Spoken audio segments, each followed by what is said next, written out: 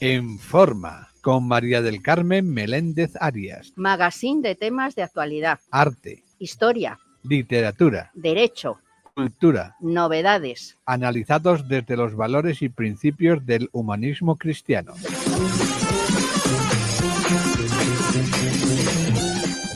Hola amigos, espero que estéis pasando un feliz domingo de Ramos. Ya sabéis, el domingo de Ramos a quien no estrena se le caen las manos, así es que hay que estrenar. Hay que salir hoy bien vestido y guapo para celebrar esta fiesta tan especial. Y por eso también os ofrecemos pues, un programa especial. Primero, el padre Luis Ranera en un audio nos va a explicar qué significa el día. Y después, Pedro Arduán, que es un magistrado y profesor de Derecho Romano, nos va a explicar el estudio jurídico de los procesos de Jesús de Nazaret. Todavía no llega al estudio, pero me ha dejado aquí un guión muy completo y si no llega, pues lo iré yo leyendo y ya cuando llegue, pues que él puntualice. Bueno, ahí está David, aunque sea Domingo de Ramos. Y ya, sin más, comenzamos.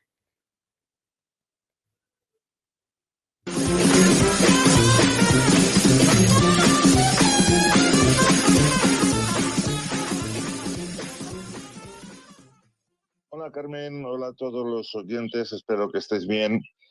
Hoy celebramos el Domingo de Ramos, el que no estrena nada se le caen las manos, como dice nuestro gran refrán popular, aunque a mí muchas veces no he estrenado nada y no se me han caído las manos, como imagino que alguno también de vosotros, alguno de vosotras también.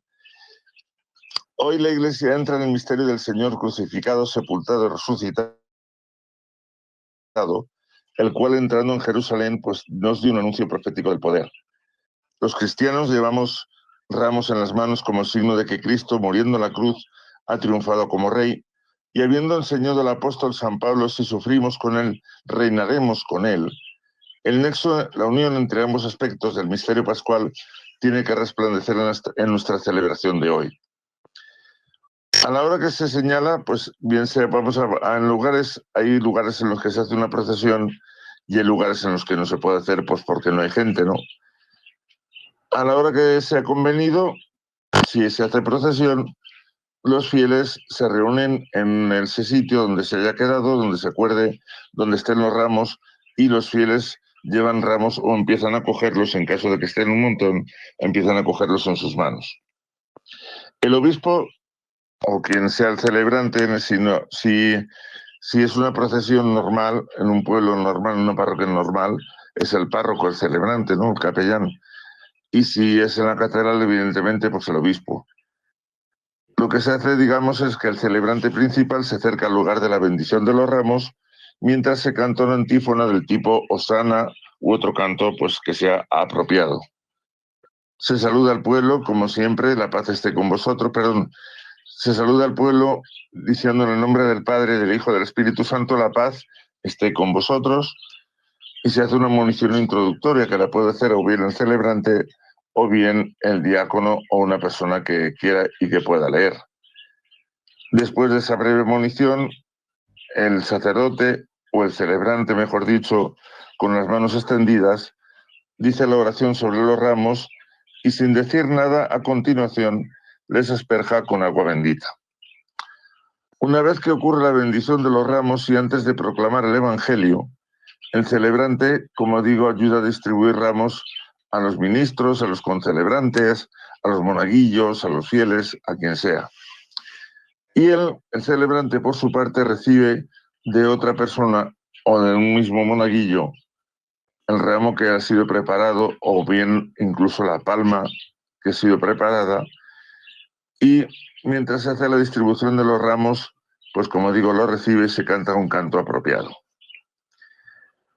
El celebrante pone incienso en el incensario, si lo hubiese, no es obligatorio tampoco, pero sí se aconseja. Bendice, si es el obispo, al diácono que va a proclamar el Evangelio, recibe la palma que tiene en su mano durante la proclamación del Evangelio. Y si es un concelebrante el que va a leer, lo mismo. Si es el celebrante, no puede tener evidentemente, la palma en las manos o el ramo en las manos, sino que lo tiene que dejar en un lugar visible. Se hace una pequeña homilía y a continuación pues ya se inicia la procesión. El celebrante puede decir el anuncio o bien alguno de los que él crea conveniente, diácono si lo hubiese, algún monaguillo, alguna persona que se encargue de leer, y comienza la procesión hacia la iglesia donde se celebra la misa. Si hay incensario, el primero que tiene que salir es la persona que porta el incensario, que se le conoce como turiferario. Después siguen los acólitos que llevan la cruz, o el acólito que lleva la cruz. Después, pues, 2 acólitos, uno a cada lado con los cirios encendidos. Después el cura celebrante y los concelebrantes, o el obispo y los concelebrantes. Luego también, pues si hay diáconos, lo que también se encarga, pues los diáconos evidentemente que llevan incluso el libro con las lecturas, el leccionario. Los concelebrantes, como digo, detrás de o justo al lado del celebrante.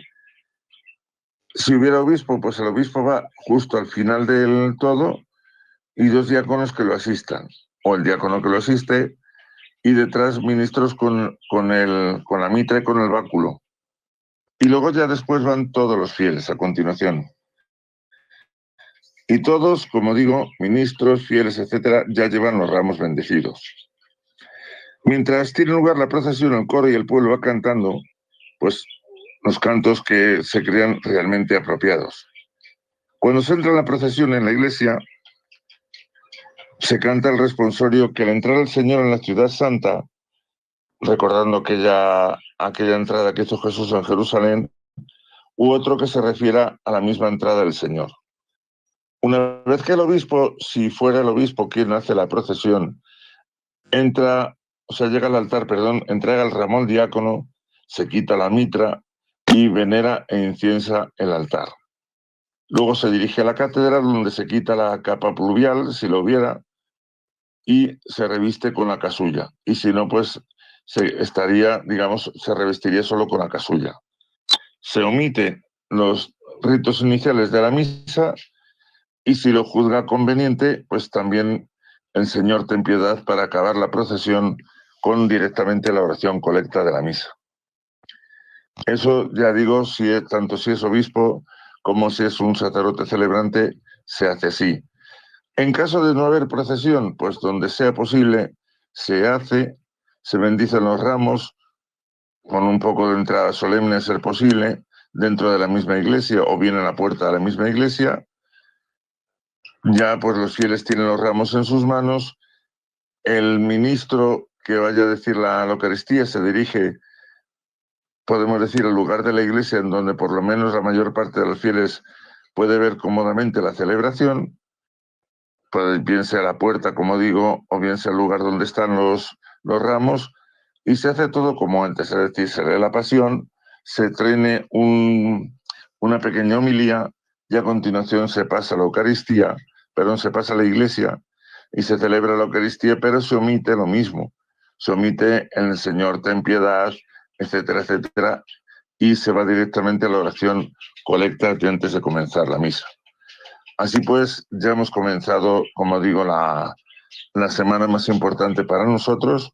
Vamos a ponernos también ya nosotros a los pies del Señor para que Él nos ayude a llevar con paz, con alegría, con serenidad esta Semana Santa y que Dios nos bendiga a todos. Si estás pensando en renovar los equipos de impresión de tu empresa, seguro que esto te interesa. Coanda, distribuidor autorizado de Kyocera, te propone renovar todos tus equipos por 0 euros. Así de fácil, y paga solo por lo que imprimes en una única factura mensual para todos tus equipos. La mejor solución, todo en uno. Solicita información en el 954 90 0964 o en coanda.es. Editorial Actas es una referencia indispensable para todos aquellos lectores que sienten inquietud por conocer nuestro pasado. Aquellos que, como el que fuera controvertido canciller de Inglaterra, piensan que la historia hace a los hombres sabios. Editorial Actas. un lugar de resistencia, un lugar de defensa de la historia rigurosa y veraz de la España tradicional y de sus valores. Editorial Actas, siempre en grandes superficies o en tu librería habitual. Consulta nuestras novedades en actashistoria.com. ¿Te levantas por la noche a beber agua? ¿Tienes ronqueras frecuentes? ¿Sufres de estrés y sientes la boca seca? Ahora tienes la solución, los productos de la línea Serostón para usar durante el día y la noche. Mejora tu calidad de vida con Serostón. Pídelo en tu farmacia.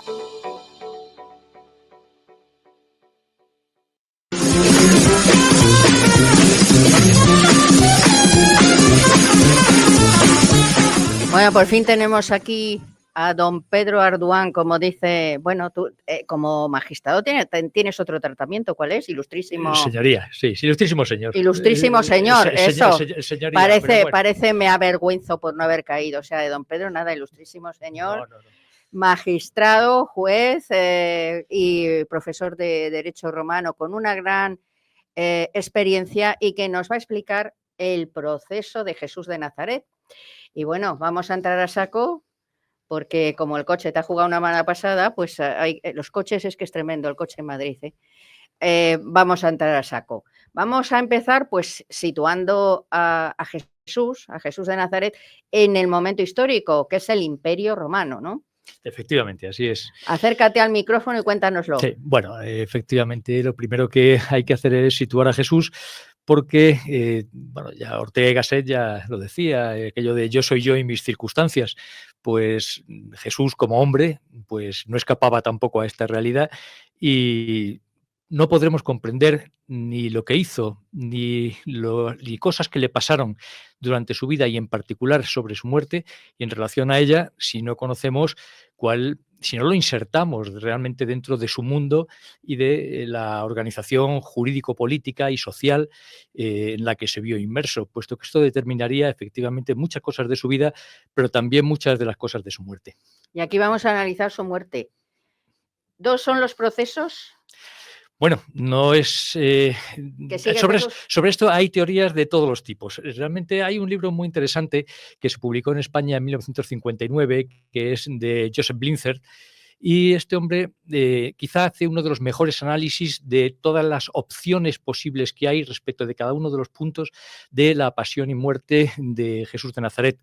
Es un libro muy ilustrativo en ese sentido y abre muchísimas posibilidades y muchísimas vías. Dentro, él utiliza una primera sección que es, lo titula El problema, y dentro del problema es donde hace ese análisis de toda la bibliografía de que se había publicado en aquel momento, hasta 1959, se había publicado al respecto. Entonces, teorías sobre eso hay muchísimas. Hay desde la que dice que no hubo ningún proceso, ni romano ni judío, sino simplemente fue la mera utilización de las vías de hecho contra un enemigo social y político que había que quitarse de en medio, hasta la que considera que efectivamente hubo dos procesos, hubo un proceso judío y un proceso romano, entrando por muchísimas variedades en cuanto a qué perseguía un proceso, qué se pudo hacer en uno, qué se pudo hacer en el judío, qué se pudo llegar a hacer en el romano, y a las irregularidades, de eso se habla mucho y también es muy interesante entrar en eso, las irregularidades que se pudieron cometer en uno y otro. Entonces, posibilidades, abanico de posibilidades sobre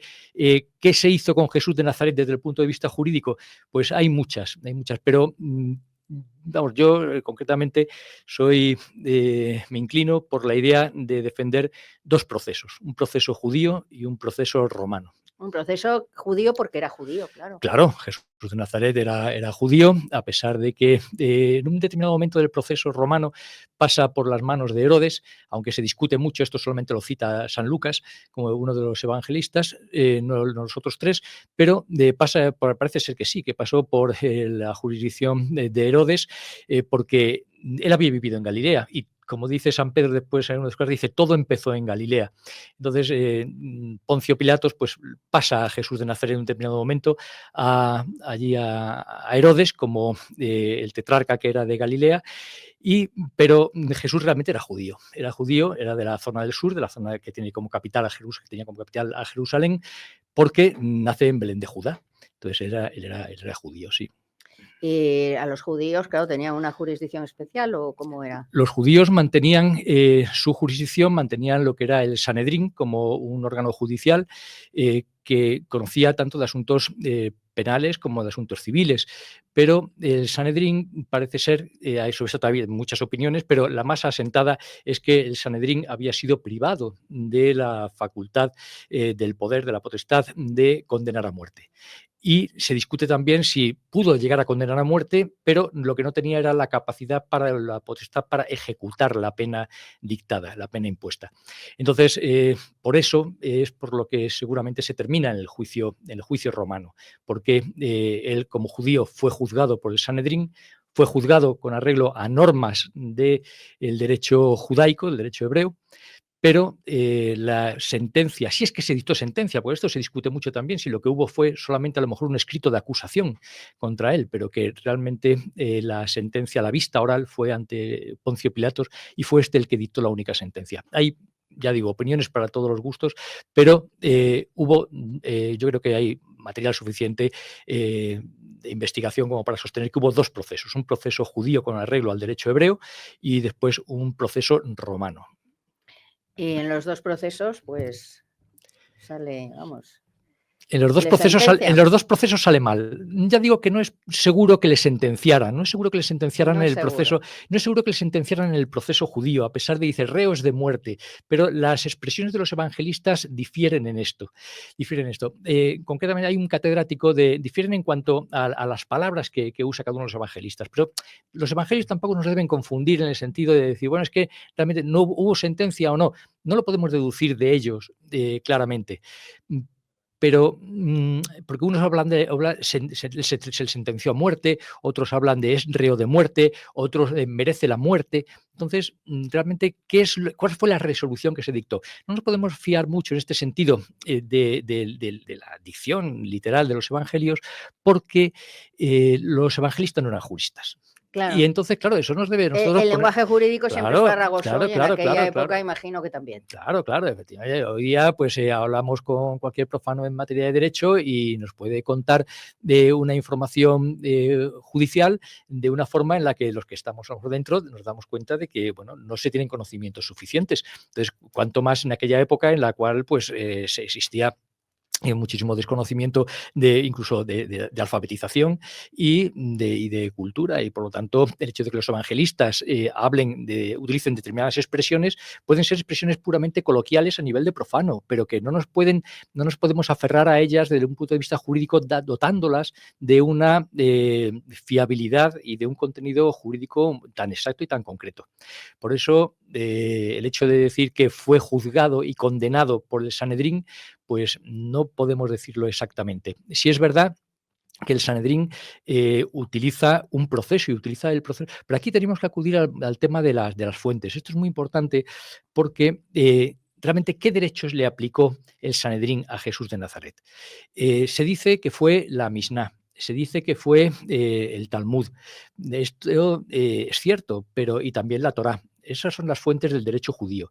Pero la Torá, evidentemente, los 5 primeros libros de la Biblia, pues Génesis, Éxodo, Levítico, Números y Deuteronomio, sí estaban lógicamente vigentes, puesto que eran anteriores al nacimiento de Cristo. Pero era el Antiguo Testamento y esa normativa jurídica estaba vigente. Pero la Misná y el Talmud son otras cosas. Sobre esto sí conviene puntualizar porque es muy importante y tiene consecuencias importantes. La Misná la traducción de la palabra Misná es repetición y es la tradición oral. La tradición oral que en un determinado momento histórico muy importante se pone ya por escrito y se recopila. Y sobre esa Misná, que es la tradición oral, la ley, además de los 5 libros del Pentateuco, esa Misná es completada, digamos, con lo que hoy día llamaríamos jurisprudencia, y es con resoluciones de casos concretos. Esas resoluciones de casos concretos y criterios que se establecen jurisprudencialmente por unos comentaristas que son los llamados Amoraim o Amoraiti. Estos comentaristas lo que hacen es crear una cosa que se llama la Guemará. La Guemará es esa colección de jurisprudencia sobre la Misná, sobre la tradición oral. Y todo ese conjunto, la Mishnah, que está escrita en hebreo, y la Gemara, que está escrita en arameo, constituyen lo que se llama el Talmud. Y el Talmud hay dos, el Talmud jerosolimitano de Jerusalén y el Talmud babilónico, que es el oriental. Y una cosa muy importante, ¿cuándo se hace este cuerpo de legislación hebrea que generalmente se dice muy alegremente también que se aplicó a Jesús de Nazaret en el proceso?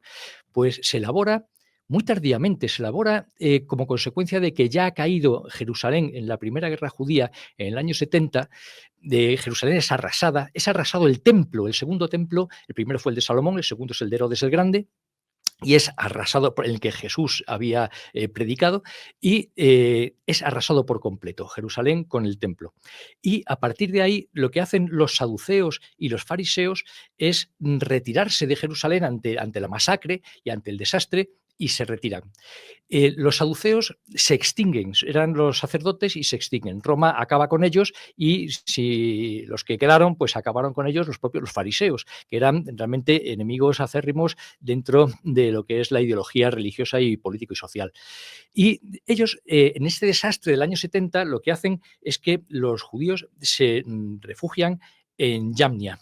Y en Yamnia le piden autorización al emperador para reunirse allí y poder constituir un cuerpo de doctrina. Y el emperador se lo concede, y se celebra lo que se llama, hay autores que dicen que no, eso fue realmente un concilio, el concilio de Yamnia. El concilio de Yamnia empieza en el año 80, y empieza ahí la labor de recopilación de la Mishnah, de lo que es la tradición oral, que se había perdido con la guerra, y se había perdido el Talmud, se había perdido toda la documentación. Entonces se inicia una labor de recopilación en Yamnia, y esa labor de recopilación va a durar pues hasta el año 200, hasta el siglo II. Entonces, claro, esto lleva consigo que ahí se recopila una serie de cosas que ya no son el derecho hebreo que estaba vigente en el año 30, cuando se supone que el 7 de abril del año 30 pues se crucifica a Cristo, se le juzga y se crucifica. Eso ya no es el mismo derecho, porque lo que hicieron los fariseos en Yamnia, porque fue un concilio realmente y un periodo realmente de dominación farisea, puesto que los saduceos fueron totalmente arrinconados y eliminados y aniquilados, lo que hacen allí los fariseos es establecer un derecho fariseo, no un derecho saduceo, un derecho mucho más humanizado, un derecho con reglas procesales que no tienen nada que ver con muchas de las reglas que tenían los saduceos, y que por lo tanto que sí fueron las que se aplicaron a Cristo. Entonces, decir que en el juicio de Jesús, en el juicio judío de Jesús, se infringió este o el otro precepto de la Mishnah, el hecho de que no se pudiera celebrar un juicio en la víspera de una festividad, el hecho de que hubiera que mediar 24 horas entre la celebración de la vista y el dictado de la sentencia. Ese tipo de cosas son disposiciones del derecho mishnaico, pero del derecho mishnaico posterior a Yamnia, y a lo mejor tan posterior como a lo mejor 2 siglos después de la muerte de Cristo. Mucho tiempo. Luego no podemos afirmar, como se hace con mucha alegría en muchos de los estudios que leemos o los que accedemos, pues más que nada modernos o comunicaciones rápidas sobre este tema, el decir, no, es que el juicio de Cristo está plagado de irregularidades, está plagado de ilegalidades. Se habla incluso hasta de 27 irregularidades con arreglo a la Mishnah y al Talmud. Pero es que eso no eran aplicables. Que eso no era solamente algunas cosas. Por ejemplo, si es verdad, a título de ejemplo, por ejemplo, se dice, no, es que no se podía celebrar el juicio la víspera de una festividad. Bueno, sabemos que hay un decreto de Augusto, el emperador Augusto, Octavio Augusto, a primeros pues concretamente, pues en el año en los primeros años de su mandato, en los cuales concede a Judea la posibilidad en ese decreto de que no se cite a nadie a juicio en sábado, porque Roma siempre fue muy respetuosa con el culto judío para que no estorbarlo. Pero, sin embargo, no se dice nada de que en la víspera no se pudiera citar a nadie a juicio, no se pudiera celebrar ningún juicio. Si realmente los hebreos, los judíos, hubieran estado muy interesados en que se respetara esa costumbre, esa norma religiosa, no costumbre, norma religiosa suya, como era la de que no se celebrara juicio en sábado, ya se habrían cuidado muy mucho de hacerle llegar a Augusto que no solamente les prohibiera citar a juicio en sábado, sino sino que también la víspera de la fiesta. Y de eso no se dice nada en el decreto de Augusto. Entonces, lógicamente, hay que deducir que eso es derecho fariseo, que es posterior a Yamnia, pero que no estaba vigente en aquel entonces. Hay cosas en el ámbito del derecho penal también que varían. Por ejemplo, tenemos en el Deuteronomio y en el Levítico, pues la pena del adulterio o la pena de mantener relaciones sexuales con la nuera era la muerte, pero no se especificaba más. Sin embargo, después nos encontramos con que el libro de los jubileos establece que la pena sería la cremación. En la Misná aparece la pena del estrangulamiento para ese delito. Entonces, no es lo mismo. O sea, la evolución histórica hace que las cosas cambien. La ejecución de la pena, la pena de lapidación, la pena de la lapidación, que era tan propia que aparece en los evangelios y en el mundo judío de la época de Jesús, no se ejecuta de la misma manera en tiempos de Jesús, que ya sabemos que era lanzando las piedras hasta la muerte, como se establece después en la Misná. En la Misná lo que se dice es que en un hoyo profundo o en un barranco se arrojará al reo. Y una vez, y si no hubiere muerto, entonces será apedreado. Pero se establece la posibilidad de que el apedreamiento ya sea sobre una persona que está muy malherida o que ya incluso si ha muerto no hay que apedrearlo. Y incluso también en la cremación, en la pena de cremación, de quemar a una persona, quemar al reo, tampoco se establece de la misma manera en tiempos de Cristo, en los que la cremación era con llama en vivo, como Herodes realmente además lo utilizó, pero Herodes el Grande, sino que en tiempos de la Misná, cuando ya posteriormente a Yamnia, se establece que la cremación será echando plomo derretido sobre la boca del reo, pero después de haber sido estrangulado, o sea, ya está muerto. Queda la cremación como una cosa puramente simbólica, cuando en tiempos de Cristo, sin embargo, la cremación era algo absolutamente real, como hoy día la podemos entender en el ámbito del profano, ¿no? Entonces, vemos aquí que en todas estas cosas y en el resto en el derecho procesal y en otro aspecto del derecho penal hay cambios sustanciales entre lo que es el derecho de la Torá, que estaba vigente en tiempos de Cristo, y la Misná de tiempos de Cristo, que estaba todavía, que era la tradición oral, que todavía modificaba, iba completando, iba integrando al Pentateuco, pero que no llega a ser nada de lo que ocurre en el siglo I, o vamos a hablar al final del siglo I, a lo largo de todo el siglo II, en Yamnia. Entonces tenemos ahí un derecho farisaico distinto del saduceo que se aplicaba en tiempos de Cristo, y no podemos afirmar, Blinser lo dice muy claramente, dice, no podemos afirmar sino de una forma aventurada, hacer afirmaciones radicales de, bueno, es que, claro, el juicio se celebra en estas condiciones, entonces, claro, eso va en contra de la Misná. Sí, pero ¿qué precepto de la Misná? ¿Un precepto de la Misná post-Yamnia o un precepto de la Misná o de la Torá de tiempos de Cristo? Bueno, pero el hecho es que Jesús es juzgado y bueno, condenado a muerte de cruz, que era la muerte pues reservada para los que eran ciudadanos romanos, no morían en la cruz. Los que eran ciudadanos romanos no morían en la cruz, efectivamente. En Roma, hay la crucifixión. Los griegos, en Roma, por influencia de Grecia, en Grecia se hablaba de la muerte bella. La muerte bella era esa muerte heroica, en combate, digna, en unas circunstancias que iban a guardar un buen recuerdo para la posteridad. Bueno, pues la muerte bella no es precisamente la de la crucifixión, y se consideraba siempre una pena infamante, la pena reservada a los extranjeros, y concretamente es que esto es muy importante también determinar que Jesucristo era para el mundo romano un extranjero, su condición jurídica era la de extranjero.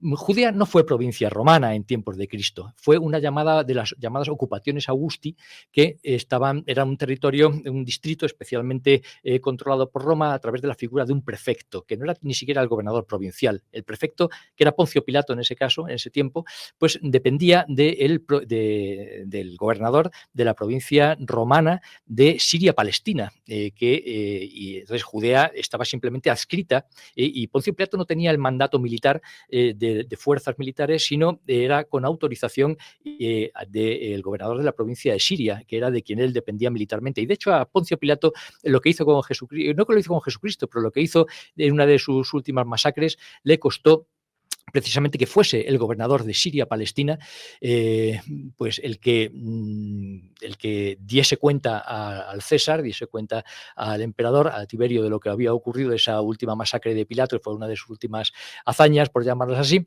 y le costó el puesto a Poncio Pilato, que fue llamado a Roma, deportado a la Galia, y dicen que allí pues se suicidó. En aquella época, cuando perdías la amistad del César, generalmente era, pues sí, porque no te iban a quitar, te ibas a encontrar a gente a la puerta. O te invitaban. Sí, porque si no te ibas a encontrar a gente a la puerta de tu casa que lo iban a hacer por ti, ¿no?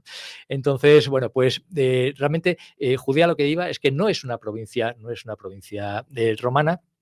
Y bueno, Poncio Pilato, como prefecto, lo que hace es condenarlo efectivamente a muerte, porque, pero no ya por un delito judío, sino por un delito romano que está en el derecho romano, que es el delito de lesa majestad realmente. Hay mucho que hablar sobre esto, pero el delito de lesa majestad procede de una lex, la lex Apuleia de Majestate, que es dictada a finales de la República, y posteriormente lo que hace Augusto es rápidamente la recupera y la potencia. Y Augusto la potencia con la lex Iulia de Majestate, pues era de la dinastía Julia, entonces las leyes reciben el nombre de la dinastía bajo la que se dictan. Y entonces la lex Apuleia Majestate del cónsul Apuleyo pues pasa a ser la lex Iulia de Majestate de Augusto. Y Tiberio la va a potenciar, la coge también y la potencia. La potencian hasta el punto de que llegan a considerarse como delitos de lesa majestad y delitos de que atentan contra la autoridad del emperador, hechos tan concretos que dieron lugar a condenas como que, por ejemplo, un hombre se desnudara o se cambiara en un lugar público, en unas termas, y a la vista de unas monedas que llevaran la efigie del emperador. O sea, eso de desnudarse ante el emperador se considera una falta de respeto tal que dio lugar, aunque estuviera en una moneda. Dio lugar a la condena, aunque estuviera en una moneda. Bueno. Hasta ese punto se llegó. Luego ya la lex de majestate, el delito de lesa majestad, fue decayendo y finalmente pues el emperador Pertinax terminó por derogarlo, ¿no? Pero lo suprimió. Pero sí existía en tiempos de Cristo, y concretamente lo que le dicen los sanedritas, que eran acusadores ante Poncio Pilato, ante el prefecto de Judea, es la expresión de es que dice que es el rey de los judíos, ¿no? Esto es lo que a Poncio Pilato le alerta, pero le hace una primera pregunta y le dice, ¿pero realmente tú eres rey? Y él dice, tú lo dices. Y dice, pero mi reino no es de este mundo. Y entonces cuando él le dice esto, Pilato ya dice, bueno, este hombre no es realmente una amenaza, su reino no es de este mundo, esto son cosas religiosas entre estas personas, ¿no? de aquí, los locales del lugar. Y entonces dice, no encuentro culpa en este hombre. Y entonces lo pretende soltar, ¿no? Pero entonces los judíos, los sanedritas que actúan como acusadores, lo que hacen es cargar las tintas. Y entonces hablan de que de que él se considera hijo de Dios. Y entonces, al considerar hijo de Dios, eso ya a Poncio Pilato le dice, es que esto es una característica del emperador. El emperador es es divino, el emperador tiene esa naturaleza desde Octavio. Vamos, realmente el primero que se divinizó fue a Julio César, pero y Octavio ya siguió la estela. Y entonces, claro, esto sí podía suponer atribuirse un poder que correspondía solamente al emperador y pretender ser objeto de culto. Esto alertó a Poncio Pilato, y eso, unido a que la turba estaba pues fervorizada, pues le hizo finalmente condenar a Jesús. Ese fue. Y luego hablas aquí en este guión maravilloso que me has pasado. Sí. Bueno, todo desarrollado pues para un libro. Bueno, da para muchos. Sí. Se han escrito muchos libros sobre esto. Bueno, pues a ver si escribes tú el tuyo y lo presentamos algún día. Hablas de la recuperación del cadáver, o sea, la pena de recuperación del cadáver que José de Arimatea pide. Sí, la recuperación del cadáver no es la pena. La pena es que el cadáver o sea, los familiares quedaban privados del acceso al cadáver. Sí, lo he dicho mal, la privación del cadáver. Sí, esa era una pena. O sea, no podían enterrarlo dignamente. Era una pena accesoria, y el cadáver tendría que pudrirse y ser pues despedazado por las fieras y por los animales, y esa era o sea, quedaba allí colgado. Entonces José de Arimatea y Nicodemo pues son dos personas, uno de los miembros del sector de los ancianos, que se llamaba así, que integraban el Sanedrín, y el otro era un doctor de la ley y fariseo, y bueno, pues Nicodemo y José de Arimatea son los que se encargan de esto y le piden a Poncio Pilato el cuerpo. Una de las cosas curiosas es que estos dos personajes, Nicodemo y José de Arimatea, realmente desde el primer momento de la predicación de Jesús, no la predicación, cuando Jesús sube a Jerusalén en la primera Pascua y lleva a cabo la purificación del templo con las cuerdas, el látigo, con los mercaderes del templo, escandaliza allí. Entonces se acercan los fariseos y le dicen: ¿tú con qué poder haces esto? ¿Y qué poder te atribuyes? Y entonces dice: la casa de mi padre. Entonces él se iguala con Dios, ¿no? En esa filiación divina. Entonces Nicodemo va después, unos días después. Jesús se queda en Jerusalén, según nos dice el Evangelio de San Juan, que es muy detallado esto en cuanto a... Y aparece Nicodemo, que va a verlo por la noche y le dice: yo sé y sabemos, porque tenía seguidores entre los fariseos, Jesús, bastantes seguidores entre los fariseos, dice: sabemos que lo tuyo viene de Dios por los prodigios que haces. Entonces, sabemos que Nicodemo, José de Arimatea, son personas que formaban parte del Sanedrín y, sin embargo, los evangelios nunca los citan como unas personas que hubieran intervenido a su favor dentro de aquel proceso que se siguió contra Cristo, ¿no? Sería a lo mejor complicado. Sí, o a lo mejor ni siquiera estuvieron. No estuvieron, porque también el Sanedrín a veces se componía de 71 miembros, otras veces se podía constituir con 23. Entonces tampoco sabemos exactamente de aquel Sanedrín. A lo mejor lo hicieron pues sin... O no avisaron a todos, no a lo mejor pues intervinieron, intercedieron, a ver... pero secretamente no creo que pudieran hacer... Posiblemente. De hecho, sí sabemos que Nicodemo... intervenir a favor de Jesús abiertamente y... De hecho, sí sabemos que Nicodemo... Cómo se las gastaban en aquellos tiempos. Sí, claro, estamos hablando... Sí. Oye, de penas muy... Sí, muy graves. Muy graves y muy fuertes. Y claro, pues también es humano que la gente anduviera con un poco de precaución. No, y sin embargo, sí sabemos, por ejemplo, que Nicodemo sí tuvo una intervención en el Sanedrín, no en ese momento, pero sí con anterior. Uno de los evangelios aparece, San Juan lo trata muy bien, cómo interviene a favor de Jesucristo, porque quieren detenerlo. A Jesucristo lo que intentaron detener los sanedritas muchas veces. Pues 3 o 4 veces aparecen en los evangelios esas intenciones de detención. Tanto es así que en la segunda Pascua Cristo no quiere ir a Jerusalén con los apóstoles. No sea que a ellos también les pase lo que sea. Entonces los apóstoles dicen: mejor que te quedes tú aquí. Dice: bueno, yo me quedo aquí, pero luego se incorpora a la fiesta. Pero en un principio no quiere ir porque se había dado orden de matarlo. Entonces ya que había orden de detención contra Jesús mucho antes de la tercera Pascua. Y sabemos ahí que Nicodemo interviene en el Sanedrín, y cuando le envían a personas del Sanedrín para detenerlo, Nicodemo dice: es que vamos a respetar nuestra ley, diciendo, vamos a respetar nuestra ley, dejándole a un hombre la posibilidad de defenderse. Y entonces ahí sabemos que Nicodemo llegó a tener intervención en el Sanedrín, por lo menos cuando pudo, a favor de Jesucristo. Y como resumen, ¿qué nos dirías de todo esto? Como resumen, yo diría que tenemos que mirar la pasión de Cristo de forma desapasionada. Y soy cristiano y católico, pero de forma desapasionada, en el sentido de que tenemos que abrirnos a muchas posibilidades. Posibilidades como, por ejemplo, el ejemplo nos lo dio el Papa Benedicto XVI en el Ángelus, el rezo del Ángelus del Jueves Santo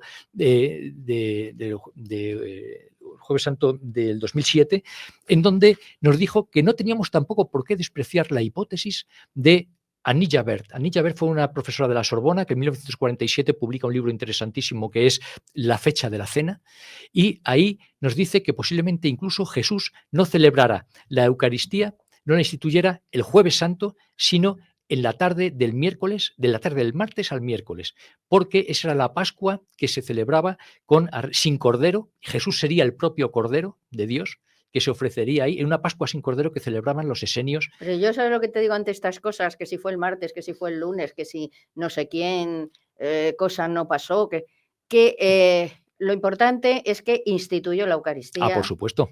Y nada más. Por supuesto. Y otra cosa muy importante. Muy rápido, porque muy importante. Tenemos Jesús, a David enfadado. Muy importante. Que Jesús sufrió injusticias. Por supuesto que sí, las sufría. Pero que las sufrió por nosotros. Pero no tantas como tampoco se dice desde el punto de vista procesal y penal.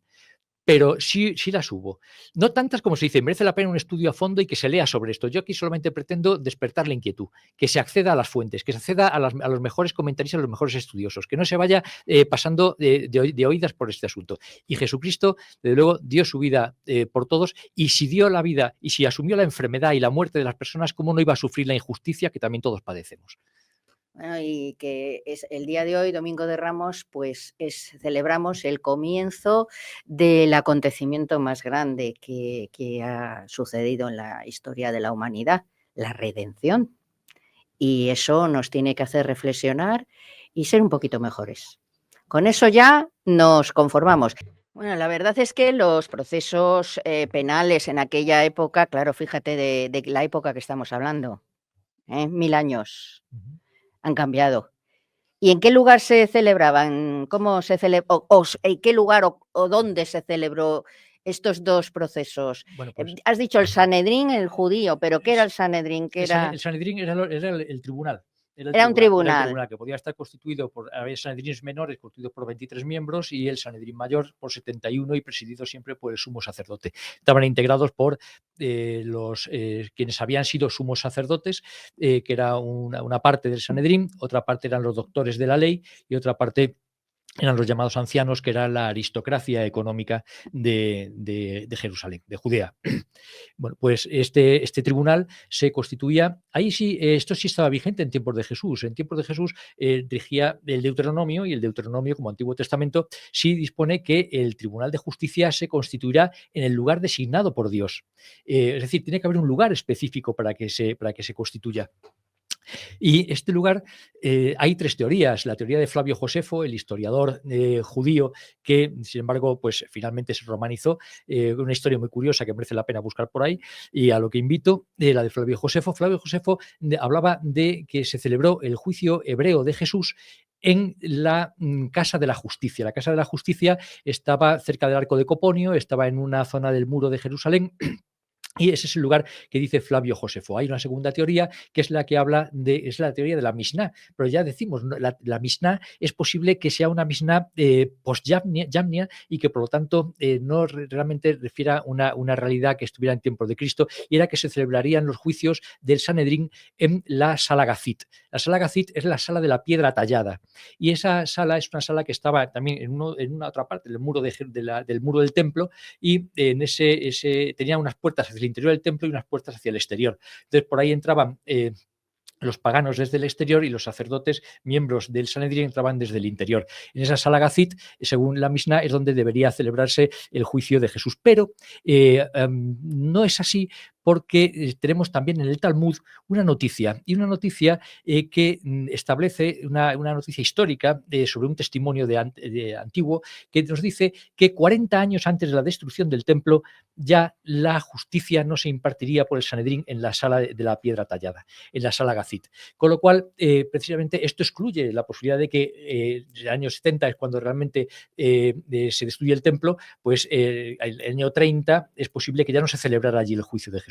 Y tenemos una tercera teoría, que es la que considera, porque el propio Talmud la dice, que ya no se celebrarían los juicios en aquel entonces en la sala Gazit, sino que se celebrarían en la Casa de la Compra. La Casa de la Compra eran unas casas que pertenecían, unas tiendas que pertenecían al servicio del templo, y que pertenecían a Anás, el suegro de Caifás, del sumo sacerdote que condenó o que dictó o que dijo que Cristo era reo de muerte y dirigió el proceso contra él. Y es posible que se celebrara allí, en la Casa de la Compra.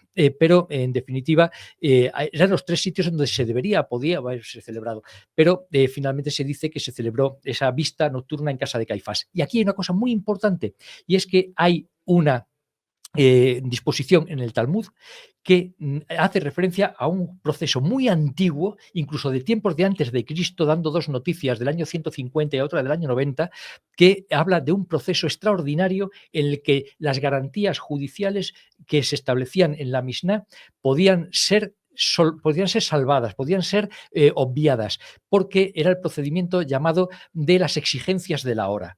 Es decir, que atendiendo a las exigencias del determinado momento en el que se fuera a celebrar un juicio, se podían salvar, se podían obviar determinadas formalidades. Y no hay que descartar que Caifás, que era un hombre muy hábil, que permaneció muchísimo tiempo como sumo sacerdote, hubiese utilizado precisamente este procedimiento extraordinario del cual hay noticia que es anterior a Cristo, con aplicaciones concretas, una de un ciudadano romano que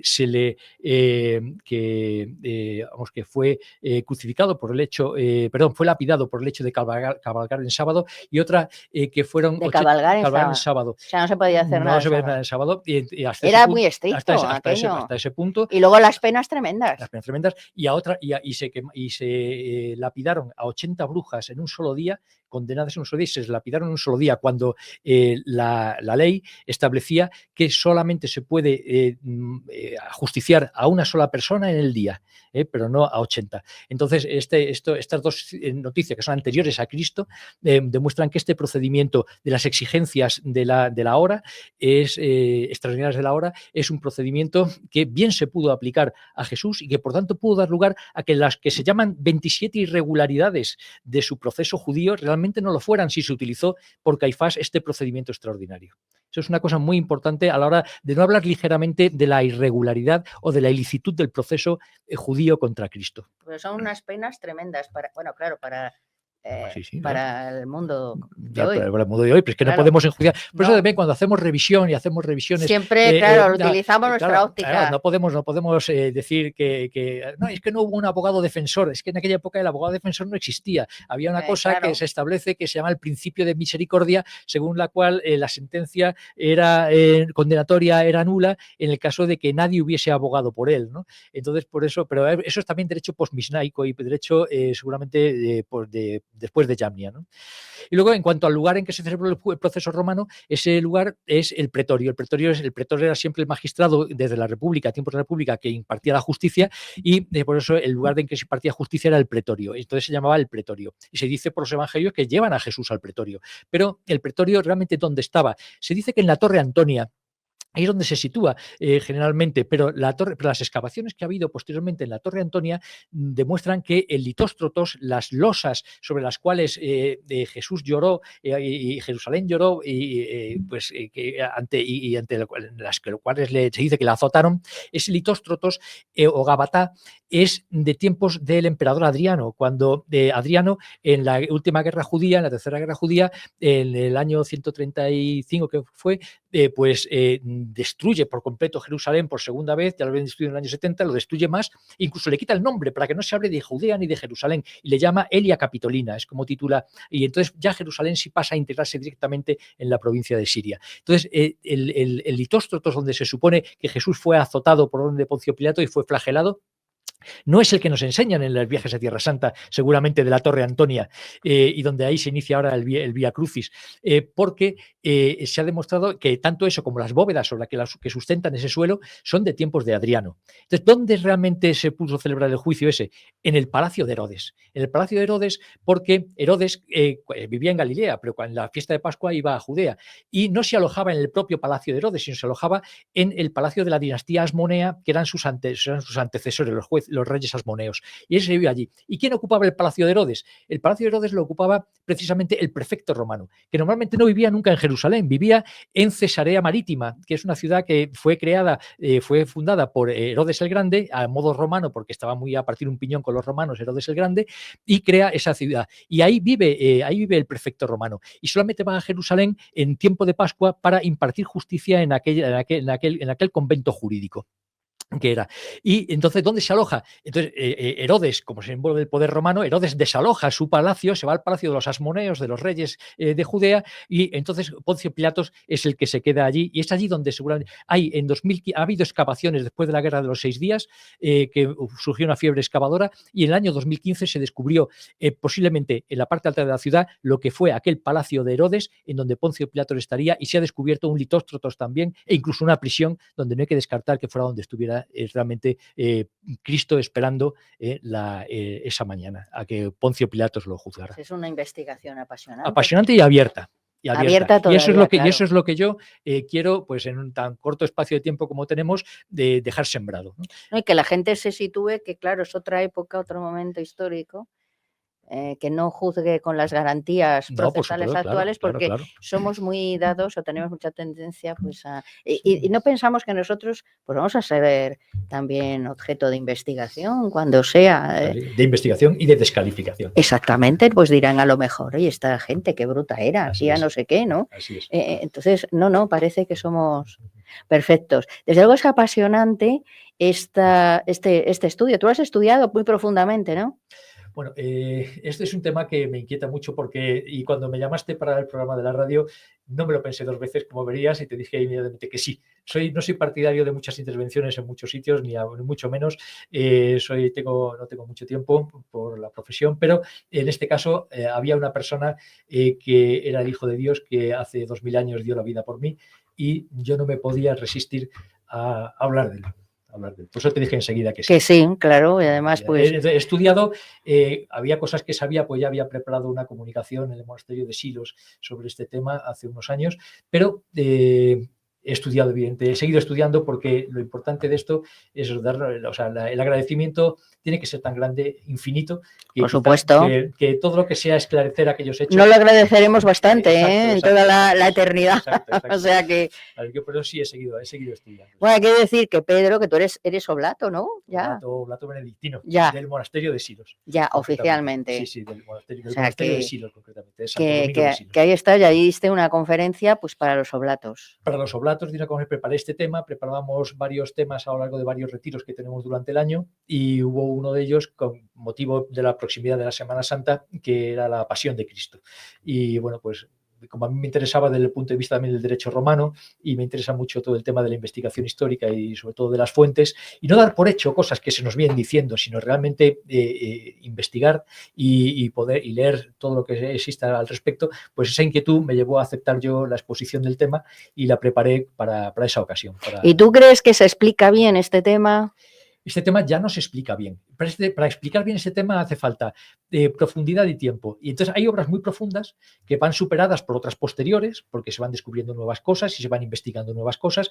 Tienen muchas cosas que decir los médicos, tienen muchas que decir los juristas, tienen muchas cosas que decir los historiadores, tienen muchas cosas que decir también los lingüistas, porque se producen verdaderos debates entre los entendidos acerca de ese griego clásico en el que se redactó, qué es lo que realmente significa una determinada expresión. Entonces son muchas las facetas desde las cuales se puede abordar este tema, ¿no? Y está pendiente de estudio y por supuesto, siempre de todos esos puntos de vista, ¿no? Tú estás ahí pendiente de los estudios, claro. Pues me gustaría, sobre todo de dónde se celebró el juicio romano y de cómo esas excavaciones que, pues creo que fue Europa Press en el 2015, dio la última noticia que a mí me llegó acerca de la aparición de ese Litóstrotos y de esa prisión en lo que podía haber sido el palacio de Herodes en Jerusalén. Eso puede decir muchas cosas, claro. Hombre, pues de hecho, cuando los templarios llegan en el siglo XII o XIII a Jerusalén, se encuentran con un Vía Crucis que no parte de la Torre Antonia como el que parte ahora, sino que era un Vía Crucis que estaba instituido desde el siglo IV y partía desde el palacio, desde donde se ha encontrado el Palacio de Herodes. Posiblemente ese sea el lugar donde Cristo fue juzgado, donde fue flagelado, donde sufrió el escarnio de la corona de espinas y donde cargó con el patibulum para llevar esa pieza de la cruz hasta el Gólgota o el Calvario. Y por eso ahí existía ese Vía Crucis que desde el siglo IV, que los templarios, sin embargo, luego lo pasaron a la Torre Antonia, quizá por conocimientos desviados o manipulados y por creencias poco estudiadas, de que había sido en la Torre Antonia, la fortaleza romana esa, donde estaría Poncio Pilato. Es una suposición, la más natural a lo mejor, pero no era así desde el punto de vista histórico. No hay tantas razones para que Poncio Pilato, como prefecto, estuviera en la Torre Antonia y no estuviera en el Palacio de Herodes. Hay que ir buscando lo lógico. Lo lógico, sí, lo que más lógico puede sonar, dice, bueno, es el monumento romano por excelencia dentro de esto, pero es allí lo que había era una fuerza militar, porque aquello era un cuartel. Entonces, que el prefecto de Judea, del orden ecuestre, que era la aristocracia romana, se alojara en el cuartel con la tropa, es un poco raro. Lo más normal es que fuera al Palacio de Herodes, y además demostrándole que cuando yo llego aquí a Jerusalén, tú te vas. y no vienes aquí al palacio de Herodes el Grande. Tú, Herodes Antipas, te vas de aquí y vas al palacio de los Asmoneos, a tu antigua línea real, y yo me quedo aquí porque es una señal además del poderío de Roma, que somos aquí los que mandamos. Y ese Via Crucis, desde ese punto que sale del siglo IV, ya una fecha tan antigua, sale del siglo IV, sale de ese punto, demuestra que había una tradición popular que vinculaba el Via Crucis, vinculaba ese paseo ignominioso de Cristo, lo vinculaba a ese lugar más que la Torre Antonia. Nos has ilustrado de una manera magistral, pero tendrás que ilustrarnos otra vez y con las novedades que vayan surgiendo de esas excavaciones y todo esto, seguramente tú estás ahí Y hay también muestras antropológicas muy interesantes sobre la crucifixión. Se encontró en el año 68 un calcáneo, un hueso del talón, también taladrado, sobre cómo se ejecutó la crucifixión. Son temas muy interesantes también. Esto para... En el año 68, en 1968 se encontró ese calcáneo. Sí. Ya había ya varios estudios sobre ellos, cambiando las conclusiones. Pero es un tema muy interesante también. Es un tema interesantísimo, ¿no? Todo, claro, la pasión de Jesús, pues es un acontecimiento, yo creo que el más importante, bueno, el nacimiento de Jesús también lo es. Que nació para morir. Claro, pero esto digamos que es el acontecimiento complementario, los dos más importantes de la humanidad, vamos, que conforman digamos que lo podemos definir los dos como la venida de Dios. La inserción de Dios en la historia del hombre. La historia se hace hombre para redimir a la humanidad, que eso es muy importante. Así es que es trascendental en nuestras vidas.